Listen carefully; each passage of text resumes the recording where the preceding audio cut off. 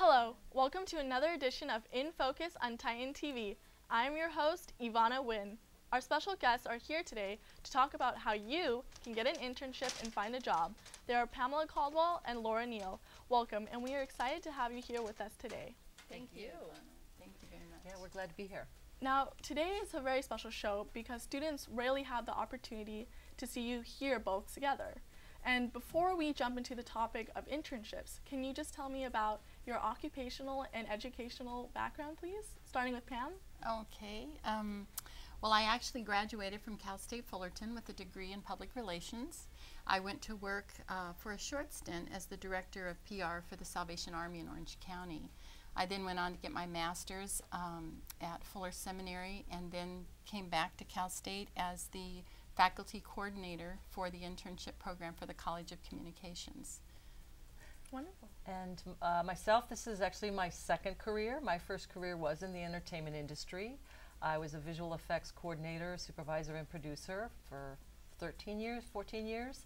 I came to the university in 2001 with just a bachelor's degree in communications visual arts. I'm in the process of completing my master's degree in human communications, and I've been serving the last 10 years in the Career Center as the industry specialist for arts, entertainment, and communications. So thus you see the common ground, because communication students are part of the population that I reach to. Pam and I have worked together since we met, pretty much. Mm-hmm. Yeah. Wow, great. It's been a long professional career together as well as a long personal friendship together. Yeah. Oh, that's great. So, Pamela, for students that don't know, what is an internship and how can students benefit from getting an internship? An internship really is the opportunity for a student to bridge their academic experience in the classroom with the professional career that they're planning on going into after graduation. It gives them that opportunity to learn more skills, have someone over them that mentors them in the field of their studies, while it also gives them the opportunity to do lots of networking and hopefully gather lots of names for the future where they can call upon people and say, hey, I'm graduated, do you got a job for me? Mm-hmm. So it's just one more step of education really for them. One of the important things I think for students to understand, though, is there's the required internship for comm and radio, TV, film majors as opposed to other internships, additional internships. That's I don't know, correct. is that details that we should get Yes, into right now? Yes, comm sure. and radio, TV, film both have a required 3-unit internship. It's actually part of your 120 units that you need to matriculate to graduate. Mm-hmm. HCOM has a optional internship along with other colleges on the university campus that have optional internships where you can do them or you don't need to do them. It's whether it's really up to the student if they want to go that way. And then with regards to the comm and radio, TV, film required internship, there is a process to it. It's not something you can just wake up one morning and say, oh, I'm going to do my internship and then tomorrow start it. Mm-hmm. There is a long, intensive process that needs to be gone through, and that's for liability reasons for the university and for the student and for the company. But the point being, though, that like Pam was first saying, that internships are an outstanding way to build your resume and experience in your field and build your network. So whether it's your required internship because you have it as a requirement for your major or optional, it's highly recommended. And here at the Career Center, we always emphasize what we call experiential learning as opposed to a counseling model. And we like to encourage students to do experiences like internships or job shadowing or informational interviews to build their career readiness. Absolutely. And where do your roles at Cal State Fullerton help students find and get an internship? Okay. We work really good together at this, and I actually oversee the internship program for the college, and in doing that I provide the directions for how to do it, where to go, on campus resources, internet resources, and networking opportunities with their faculty members to actually get an internship. I also follow through on the process. I do the PR to get students to follow the directions. That's the hardest part, is to get students to follow the directions. Because oftentimes I'll have students come in my office after I've just blasted out an email with step-by-step instructions, and they'll come in with, well, what do I do next? And it's like, well, what does it say to do next? And so there's this constant back and forth bantering between me and students to help them know that this is a senior level class experience, that they have to muster up the strength, courage, and determination to go forward and find an internship, and then make that internship the best possible experience, hopefully maybe turning it into a job after graduation. Laura and the Career Center come into play because one of the most important elements is getting that resume ready before they even tackle the internship. Yeah, so the Career Center kind of picks up with all of the hands-on practical stuff like resumes and cover letters, interviewing skills, and the Career Center, in partnership with the Center for Internships, manage a database that has a list of jobs and internships. So Pam's program that she oversees sort of provides the curriculum piece that pushes students towards an internship, and then the Career Center comes alongside the college with their academic goals and requirements and helps the student to then, you know, finish getting that done. That's sort of the general way to look at it, I guess. So what are the first steps to finding an internship then?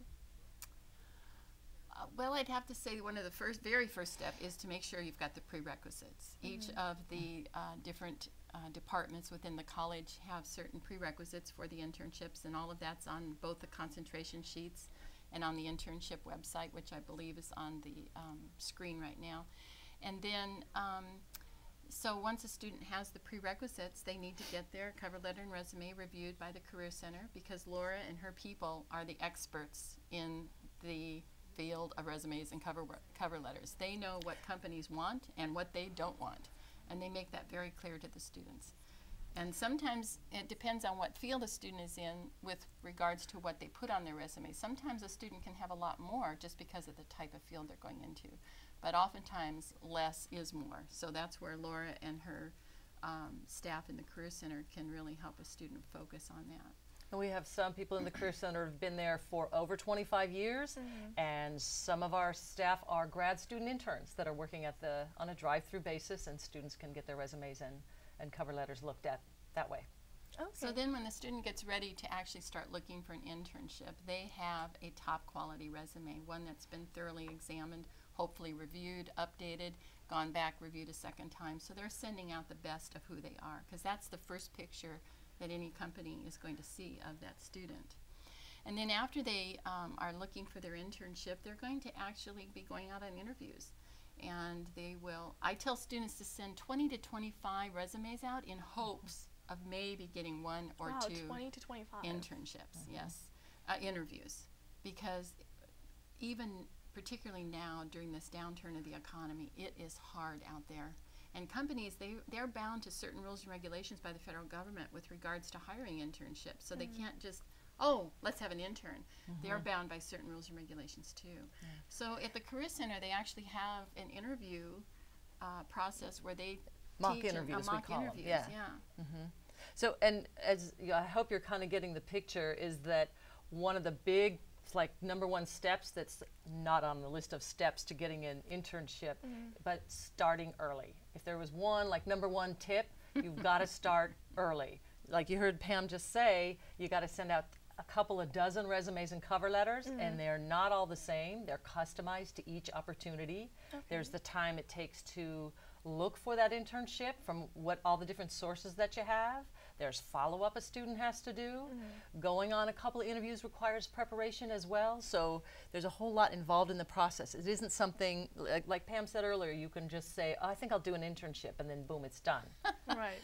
And not only that, also, in fact, just last week, for example, I sent out the announcement to all the comm students and radio, TV, film, and HCOM students that, oh, it's time for spring internships. So they got their little piece in the mail that tells them the do's and the don'ts and what to do and how to get started.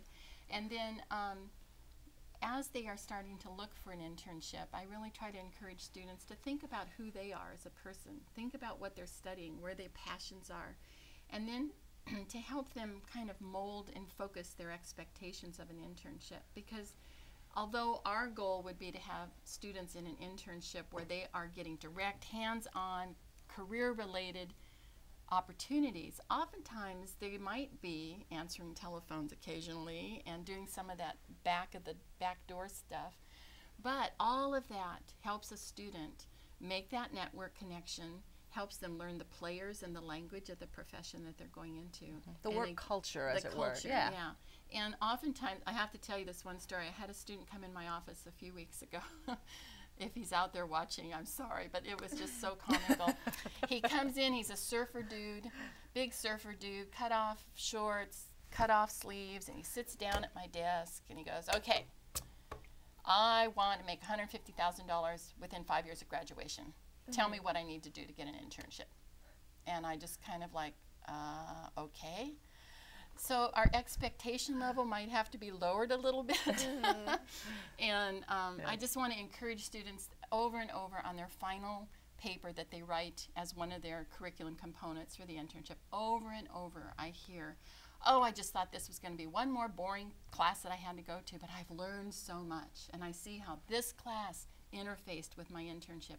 And oh, how Titan TV, when I worked there, helped my internship at ABC. Or how, and over I hear students just so appreciative of the fact that they were forced, basically, to take this internship class. Yeah, that's another point that we hear a lot at the Career Center, or actually the flip side of it. Oftentimes students feel really burdened by the internship requirement because so many of our students work part-time, some of them full-time. They're active in student leadership on campus. They have a full course load. There's all kinds of things they're doing. And then they get to their senior level and find that they have this requirement and they don't get to receive that certificate. They do not get the bachelor's degree unless they complete it. And they freak out, but it's a privilege. It's really something the university works very hard to help students do. Now, we can't take a student between Pam's department, the Career Center, and the Center for Internships. None of us can take Ivana and say, here you go, Ivana, there's your internship, go, knock them dead. But we do everything we can to make it possible for that to happen for the students. An enormous amount of time and energy and resources are poured into it because it's that important. So we really, I think both of us feel very passionate about students wanting, taking advantage of it. Right. As many times as possible, Absolutely. Okay, so let's go through the internship process step by step then. What makes a resume stand out from other resumes? Number one, clarity. And that clarity comes down to how it's organized on the page, so that there's sections of text that aren't too long, so that the text within each section is consistent in the way it's formatted. So if you have a bullet indented after the first line in the first entry of that section, the next entry looks exactly the same, where there's the top line and then a bullet that's indented. Those kinds of little details. So content as well as appearance matters on a resume then? Absolutely. Yeah. Absolutely. Like I said earlier, the resume is future employers, internship supervisors' first look at who you are. And you want to make yourself as pretty on that paper, or handsome, sorry guys, handsome on that paper as you are when you look in the mirror after you've put on your makeup in the morning. Yeah. Well, what are some of the biggest mistakes that you frequently see on resumes? Oh, well, that inconsistency, that somebody who hasn't had their resume looked at, or maybe they haven't worked on it at all, they'll just start to sort of put it down stream of consciousness style. My name, here's where I went to school, here's where I also went to school. They put the JC they transferred from, their high school, work experience, volunteer work. It's all mushed together in one big clump, so that there isn't a consistent visual format that helps the reader's eye get the information they need as quickly as possible. In a sense, the resume is a lot like an advertisement. You could look at a resume as a piece of PR collateral. It's a one-page, two-dimensional list of what you've done, designed to let the reader know exactly what they need to know about you. And what they need to know about you is what's relevant to their internship. To the position you're applying for. It's not your whole life story, it's just what's most relevant. What do I need to know about you so that I can pick you for an interview? So organization is key, as well as being brief and to the point. Very well Absolutely, said. Yeah, very exactly. well said. Thank and you. also, I'd have to say accuracy. Yeah. I can't tell you. And that goes for email, that goes for resumes and cover letters, that goes for any written form. You know, our brevity in our communication has been augmented by text and Facebook and all the different things where we abbreviate and abbreviate and abbreviate. And I honestly have sent back emails recently and told the student, when you can send this to me in correct punctuation, grammar, and format, I will respond. Otherwise, I won't. So I think that goes for when you're, and I think students know that, but in our hurriedness of our everyday life, sometimes we forget, and so we just bang things out. So I think just taking the time to do a good job. Yeah, exactly. One of the important elements, excuse me, I'm sorry for cutting up, but one of the important elements too, and this is very important, that students know that they need to have those internships approved by the university. This is a new rule within the last 3 years out of the Chancellor's office. And that again is for liability reasons for the student, the university, and the company that they're interning at. So that's a long process. That's not just, again, an overnight process. It takes the company registering with the Center for Internships. It takes back and forth communication between the company and the Center for Internships. And then it takes actual legal documents that need to be signed for that internship company to be approved. So I'd have to really encourage students, do not start your internship hours until you've completed the Center for Internship registration, both you and your company, to make sure you're going to get credit for that. Because the worst thing is when a student comes to me and says, I've already done 75 of my 150 hours, but the company won't sign the learning agreement. What do I do? And I say, you're not going to get credit for your internship. I'm sorry. And it breaks my heart. But you have to have that internship approved. And then there's a whole curriculum component that we don't need to get into, but there is actual things that I have them do. And one of the fun things is they all send me pictures of their internships. So I've been going through those recently, and it's so much fun to see them on the KOCE helicopter or the KCET set. It's just really fun. Yeah. Can I add just a little point of clarification that having the internships approved is crucial if you're doing it for academic credit, like you would be if you're doing it for your 495 requirement or 495T, all the required internships for communications. If it's a paid internship that you're not using to fulfill the academic requirement, then the internship will be approved, but it doesn't have the same kind of rigorous process for liability that the academic credit internships have. So it can be a little easier. So that's another way for students to get experience on their resume in their field, was to do an internship as an elective class or find a paid internship. Okay, and you said that it's useful for students to start as early as possible, but seniors are the only ones allowed to get credit for this internship. So how early is too early to start an internship? Yeah, I would say the semester before you're ready to do your internship is when you should start, you should start the groundwork. You should start thinking about what you want to go into, start researching companies, start looking at the Career Center website, get your cover letter and resume going, and then register for your class, because now, unlike previous semesters, now students will be able to register before they have their internship in place, which is going to be a huge burden off of students. So they can register for that internship, and for the spring, upcoming spring, that'll be in a couple weeks actually. I think 1st of November, so it starts. They can register for that class, and then they can start knocking on doors and looking and tracking. So if you're an underclassman, sophomore, junior, you can't do your senior 495 internship yet, you can do an internship for experience. Find a paid one or do one as an elective. Which I'm correct in that, right? They can do an academic internship as a sophomore, junior. Through the Center of Internships, they can do an English 498, which is totally separate and apart from the required one. But it does give them that opportunity. Yeah. Does that make sense? Yes. So you don't have to wait till your senior level. Right. And I understand you did your internship last semester, Yes, correct? I did. Where did you do that at? I did that at ABC 7. Oh, Yay. right. Yeah, so what I did was I basically just did it through another college, but I wanted to make sure how other students can do it through the university. And you mentioned a cover letter, but what's the difference between a resume and a cover letter?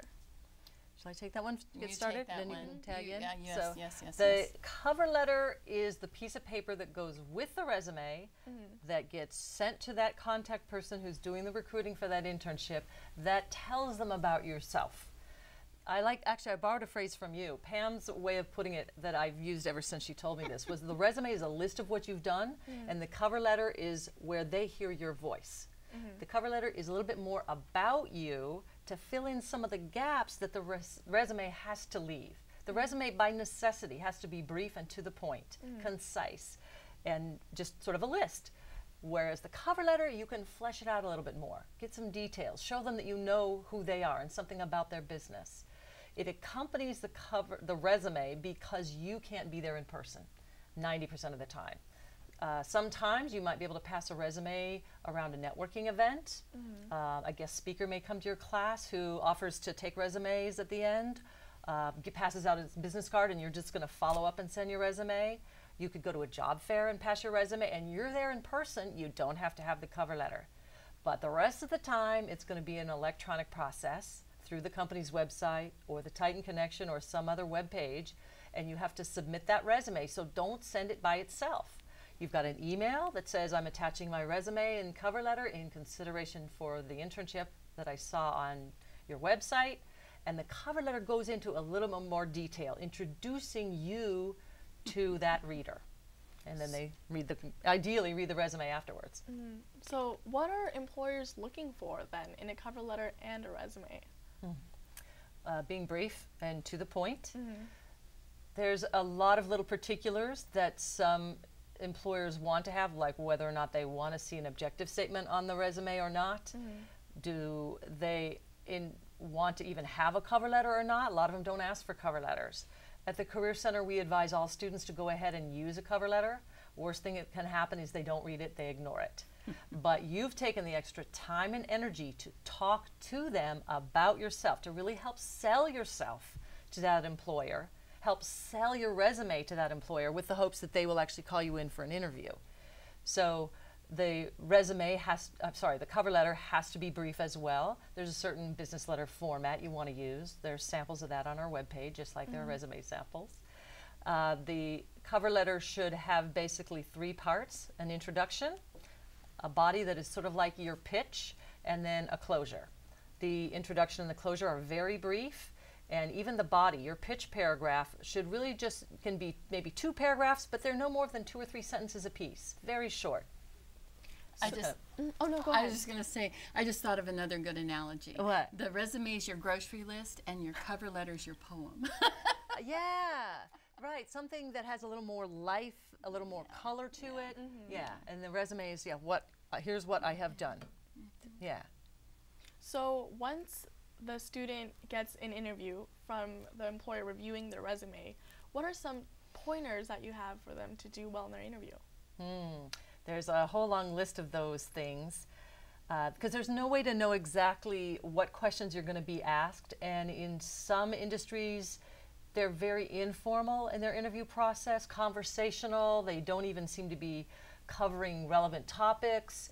And then in other sectors they're going to have a very locked, specific list of exact questions they asked every candidate. So to be prepared for all of those things, no matter what it is, it's going to come down to knowing what you have to offer and being able to provide an example. So pick 3 key strengths that you have that are relevant to the job or internship you're applying for, and know how to back it up or prove it with story examples from your job experience, from your course projects, from previous internships or other related activities, co-curricular activities, volunteer work. It all counts. And I think it's important that the student do research on the company before going to the interview also. Look that company up, find out who some of their main clients are. If it's, for example, an ad agency, find out who some of the key players are. Find out maybe even their bottom line, so you know the level at which you're participating here when you go to talk to them, because they want to know that you know what you're talking about also. So that would help in that interview process. Oh man, they looked this up on, I can hear in the briefing afterwards, you know, Ivana actually looked this up. She knew that, blah, blah, blah. And that is one of those impressive points that will help them go, I think we want Ivana for that job. So research is definitely critical. Yes. Yeah. Yes. And how should they dress? Nicely. Dress good. Don't wear a t-shirt and shorts. Okay.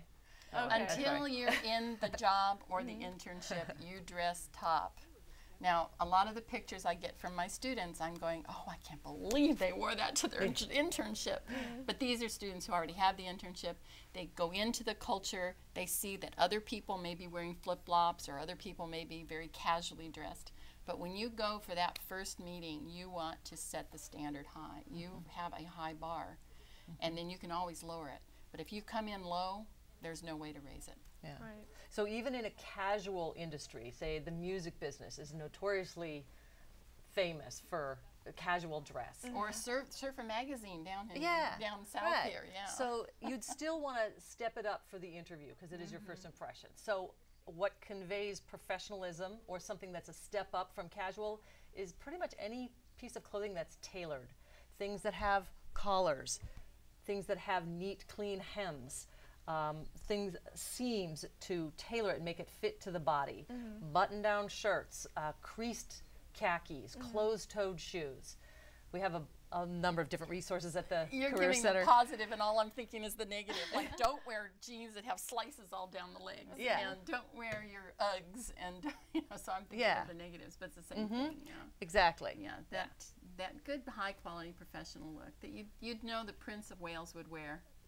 Yeah. To an interview. Although, in certain contexts, like Surfer Magazine or, say, a music industry like promotions company, then you wouldn't wear a suit. You would look like you didn't know what you were doing if you walked in a suit like this.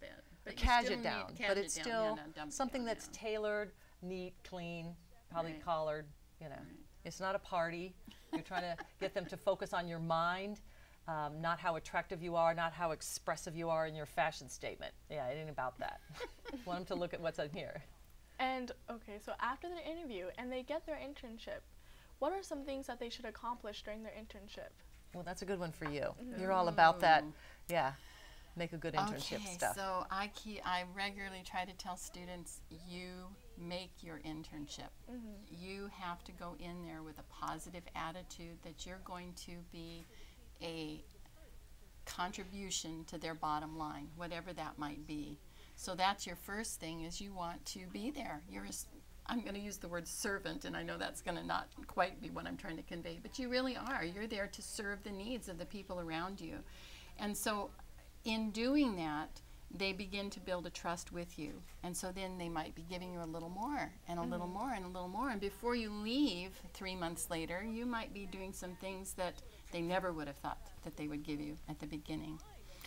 You're going to want to, again, the networking, like we said. And then the other thing is you want to really build relationships, because within the company, not just with clients outside the company, but within the company, you want to be yourself. You want to be truthful and ethical and honest and upright. And you want friendly, literally, yeah. And you want to listen. Listen for the cues. Listen to ways that you can bring information in, and then at the poignant moment be able to share an opinion or share some information. I just got the first writing assignment from one of the students who was at a small industrial company here in Orange County, and she was sharing that they were going to do something in their PR campaign. They don't have a real PR department, but the people that gathered together to put together this PR campaign, and they were going to do something, and she was able to bring to the table the fact that I think that goes against copyright law. I think I just learned that in my class last week. Would you like me to look it up? And sure enough, she was able to go look that up. And what they thought they didn't have to do, they found out they actually did have to do. So just being able to offer that little information shows her interest in the company and shows that she's not just there to get that grade. Students, oftentimes it's about the grade. It's about, what are you going to do? What if I don't do this and don't do this? But it's more than just a grade. It's about, it could be about your life. It could be about your future. So. It's like, the story you're just sharing shows how engaged she was. She was paying attention and she was proactive. She initiated an idea. By paying attention to what was going on, she knew the right time to mention it and in the right way. And she contributed something because she was on it. She was stepping up, not waiting to be told what to do, not waiting to be disciplined if they screw up, but stepping up to the plate, really taking initiative. I had another student recently, an advertising student, and she took marketing position at a financial company, and she was just all bummed because that's not what she wanted to be doing. And she took it, and she did her best to do the best job she could. And at the end, they didn't have a marketing position for her. But they said, you know, we so value your input into what you've been able to do and accomplish here. We'd like you to go sit for the financial board test. Oh, I know who you're whatever." talking Yes, about. yes. And so I know the same she student. went Yeah, and it's a took great a story. 7-hour test, passed this big federal test thing, and Yeah, it's she's like a licensure of some federal kind. licensure, and she got a job with them doing something that some people just dream of doing. Yeah. So it was just really, again, because she was able to bring to the table and make it wholeheartedly purposeful for herself and for the people that she was trying to serve. So Yeah. So building relationships and networking definitely benefits the student then. definitely, definitely. Are there anything else that a student should accomplish during an internship besides building relationships? Realize how valuable their education is. I honestly, I hope I am not stepping on anyone's toes as I say this, but I do think that because we're a state school, and even though I know it is hard for a lot of students to pay our fees are very minimal compared to some of the big private schools. And I think sometimes students might not appreciate the value of their education. And I think when you're out on that internship, I think you get an eye awakening of, wow, this education really is important and it can take me somewhere. And so I think that's important for them to understand the value of their education. And then someday, when they're in a position and a place, to give back. We are a state, quote-unquote, funded education university, but that might not be for too long. Yeah, not very and much. So for students to recognize the importance of giving back, and someday when they're in that position to be able to call up the development officer of the College of Com and say, Or hey, the Career Center. or the Career Center, Yeah. and say, hey, I want to offer internships, or I want to come to the career fair, or better yet, calling the development officer saying, I'd like to give $100,000 dollars to your college. to make a new Titan studio with air conditioning. Yeah. But it also, Sorry. every experience is a learning experience. So Yes. even if the internship has some disappointing aspects to it, because, you know, I mean, in truth, Pam and I have also heard the stories about the disappointing internships, things that didn't meet the students' expectations at all. I see. That even in that situation, and then they graduate and they can't go do more internships because they're already done and they're out in the working world, good luck to you. It still is, there's always something you can take away from that experience. So it's not just networking and making contacts for future relationships, finding jobs and internships, and thinking about your own future and how you can contribute, but taking away the learning from it on a personal level. So what do the duties of an intern entail then? Oh, it depends. It's everything, depending on what kind of, you know, major you are, what kind of company. And there's so much more than just the most obvious fit. You're a radio, TV, film major, so you do an internship in production. Well, is it studio? Is it TV at all? Is it reality programming? Is it feature films? And is it production in the pre-production phase and the development phase? Or are we talking about trying to get your hands on a camera? So there's all kinds of little niches within every sector of industry for every major. Since you're talking about TV film, which is your background, I'll talk about PR, which is mine. Students come, they think PR, they have to be a PR agency. But no, we can broadly define public relations to include hotel industry, magazine industry, corporations, companies, all nonprofits, and then within each of those different aspects. I mean, public relations can be writing that media press release, but it can also be doing events and doing, I had another thing on my mind, but now it's gone with the wind, but that's okay. But yeah, just anything and everything an intern might end up doing. Maybe what you're kind of driving at, though, is sort of to help students have a balanced expectation. I think there's a certain percentage of just administrative, day-to-day, laborious, like grunt work. Answering the phone, getting okay. the coffee, cleaning up the conference room, getting ready for a meeting, doing the copy work, yes. So how much of that is okay for a 495 credit internship, there's a limit to how much of that they're supposed to do, right? When the company signed the learning agreement, they are with the university. They are assuring the university that that will be minimal in their position. Like no more than 30%? I would say 20%? no more than 25 or 30% max. Of the time. Of the time. The rest of the time, they're actually shadowing someone. They're sitting in on business meetings. They're handling the tools. They might be writing. I get a lot of students who are actually doing the writing for the magazine, writing for the press releases. I do get students who are actually out there. I have one right now at working at Southern California Edison in their marketing department, who actually went out and was taking photos of the big towers out there, because you know Edison's going through this big phase where they're making everything digital now, so they're not going to have meter readers anymore. Oh yeah. And so they're putting on this big campaign, and he's right there in the thick of it. So it's just, you know, it really depends. I think it's just kind of this partnership between the company, the actual supervisor, and the student intern, and they have to figure that out, and a lot of that's on the student to make that happen and flow.